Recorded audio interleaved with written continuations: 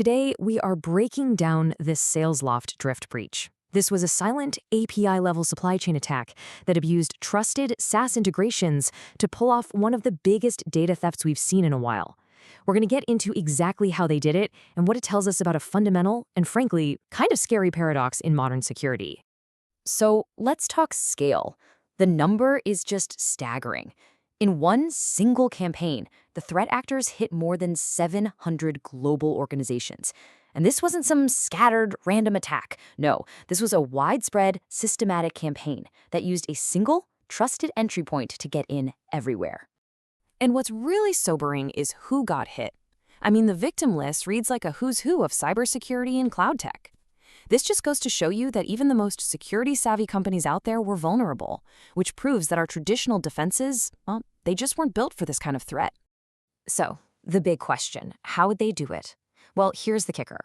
The attackers didn't need any fancy malware or exploits. They got in using what's called silent API-level access with compromised credentials. This let them operate as if they were a trusted application, completely bypassing multi-factor authentication and all those digital walls we build around our networks. They didn't have to break in. They basically just walked right through the front door. To really understand how this all went down, we first need to look at the group that was pulling the strings. Because this wasn't random, not at all. It was a sophisticated, financially motivated operation that knew exactly what they were after. All right, so the group responsible is being tracked as UNC 6395. Their main motivation? It's financial. They're all about harvesting valuable credentials that they can then sell or use for other attacks. And they're methodical. They use these trusted SaaS integrations to blend right in, and they use anti-forensic tricks, like deleting query logs to cover their tracks. Now, a few other groups tried to take credit, but investigations have confirmed, without a doubt, that UNC 6395 was the adversary here. Okay, so now that we know who was behind all this, let's dig into the how. We're going to break down the entire attack chain and see exactly how UNC 6395 managed to turn a trusted integration into a weapon for mass data theft. Now, this timeline, this is really where the story gets interesting. You see, the attackers had a massive head start. Between March and June, they got into Salesloft's GitHub.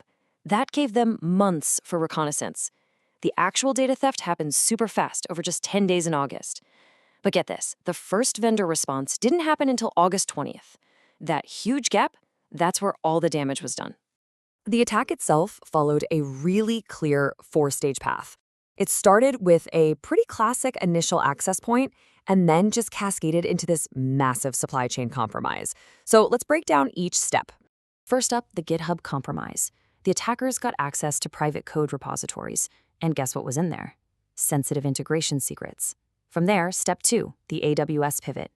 They used those secrets to move into Drift's cloud environment. And this is where they hit the jackpot. They found OAuth tokens for customer integrations, which of course brings us to step 3, the mass theft of all those tokens. And finally, with the keys to the kingdom in hand, they unleashed the blast radius, using those stolen tokens to get into customer data in Salesforce, Google Workspace, and Slack. And their method for pulling out all this data was super automated and built for stealth. They ran this continuous cycle. First, reconnaissance to map out where all the good data was. Second, bulk export, using legitimate Salesforce APIs to pull huge amounts of data without setting off any alarms.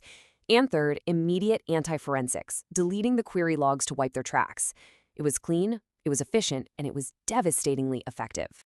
This entire attack, I mean the whole thing, really hinges on one central vulnerability. It's a weakness that exists in pretty much every modern enterprise out there. It's called the master key problem. So the key in this case is something called an OAuth 2.0 bearer token. The easiest way to think about it is like a physical key to a building. Whoever holds that key, the bearer, gets access. That's it. There's no second check. The system just sees the key, not the person holding it, and it unlocks the door.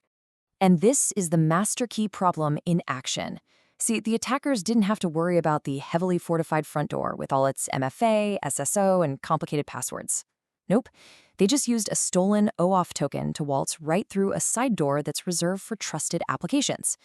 Once they were wearing the identity of that trusted integration, all the other defenses, they just became totally irrelevant. This quote really just nails the whole paradigm shift.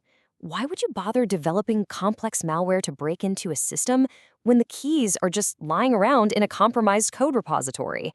This right here is the new frontier of supply chain attacks. And when you put this attack next to other big supply chain attacks, the evolution is crystal clear. SolarWinds was about injecting malicious code. MoveIt was about a zero-day exploit. Both of those leave forensic trails. But the Salesloft drift attack? It was about abusing stolen identity tokens. And that makes detection extremely difficult because the malicious activity blends in perfectly with legitimate everyday API traffic. So now, let's turn to the impact of this new kind of attack. The blast radius was absolutely immense, hitting hundreds of organizations and exposing some incredibly sensitive data.